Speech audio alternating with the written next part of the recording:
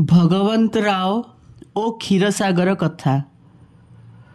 श्री विठल भगवान पूजारे बाबांकर किपरि रुचि थिला ताहा भगवंत राव क्षीरसागर कथारु स्पष्ट हुए।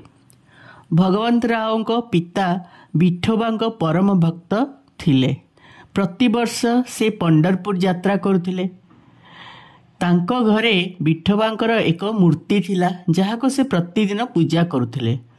तांको मृत्यु परे तांको पुत्र भगवंत राव पूजा श्राद्ध आदि समस्त कर्म परित्याग कले। जेबे भगवंत राव शिरडी आसिले बाबा तांको देखिबा मात्रे कहिले एहार पिता मोर परम मित्र थिले, एथिपई मु तांको एठाकू डकाइछि। ये केबे नैवेद्य अर्पण करी नाही आउ मोते ओ विठोबांकू उपास रे रखिछि, एणु मु ताकू एठाकू आसीबाकू प्रेरणा देइछि। एबे मु ताकू पूजा रीति रे नियोजित करिबी।